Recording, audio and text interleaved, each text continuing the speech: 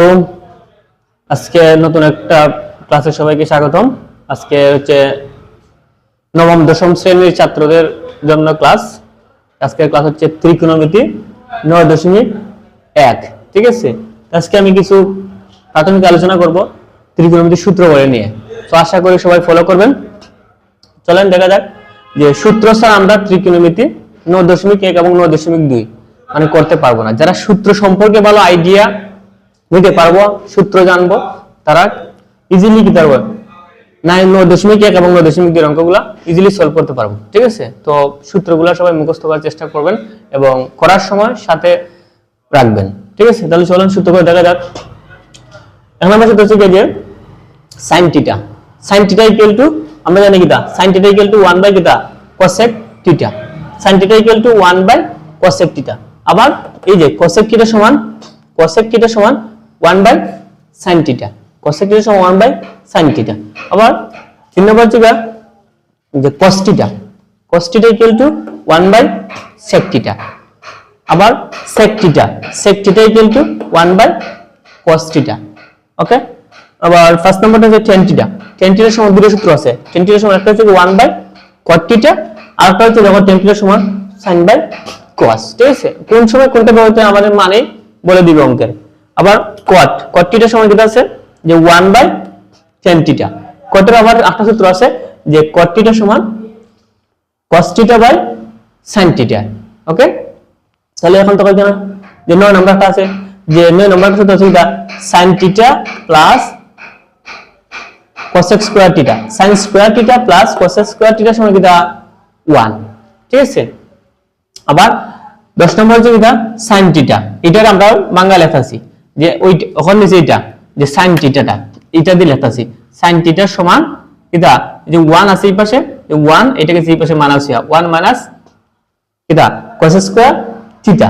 ঠিক আছে, আবার লেখছি কিটা এখন sin থিটা লেখছি, sin থিটার একটা, এখন আবার সেম ভাবে cos থিটা লেখছি।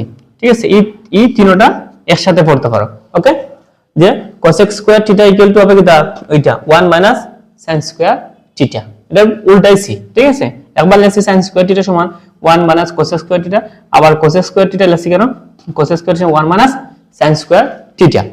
ঠিক আছে, পরে আবার আসো এখানে আছে যে cosec square theta, cosec square theta.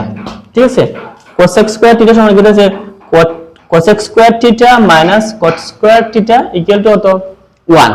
ঠিক আছে, তখন এটার সেম ভাবে আমরা কি ধরব যে আগে cosec স্কয়ার থিটাটা রাখবো এই পাশে রাখকে, দেখো এটা এই পাশে রাখছি, আর 1 এর জায়গা এটা আছে মাইনাস ওই যে প্লাস, তাই cosec square theta equal two কিটা 1 প্লাস cot স্কয়ার থিটা।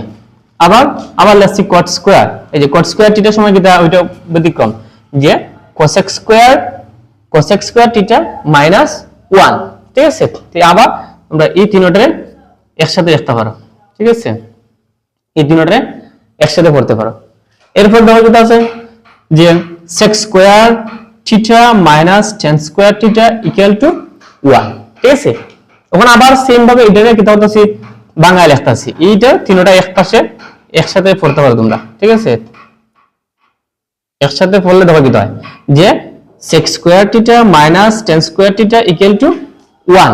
আবার এটা আছে কিটা যে sec স্কয়ার থিটা এই পাশে রাখছি রাখকে tan এর এই পাশে। ঠিক আছে, এটা আছে মাইনাস ওই কিটা প্লাস, তে sec square theta equal to 1 plus tan square theta. পক্ষান্তর করলে চিহ্নগুলোর পরিবর্তন হয়, প্লাস তাহলে মাইনাস, মাইনাস তাহলে প্লাস। তাহলে আবার লেখছি কিটা যে sec শেষ সমান কিটা tan, আবার লেখছি tan square theta equal two কিটা যে sec স্কয়ার থিটা মাইনাস 1। ঠিক আছে, তো আশা করি সবাই বুঝতে পারতেছো সূত্র ছাড়া আমরা এই 9.1 এবং 9.2 অঙ্কগুলা কোনোভাবেই সলভ করতে পারবো না। এই পার্টটা খুবই কঠিন, সো যারা সূত্র অনুযায়ী এবং রেগুলার প্র্যাকটিস করবা এগুলা ইজি হয়ে যাবে। ঠিক আছে।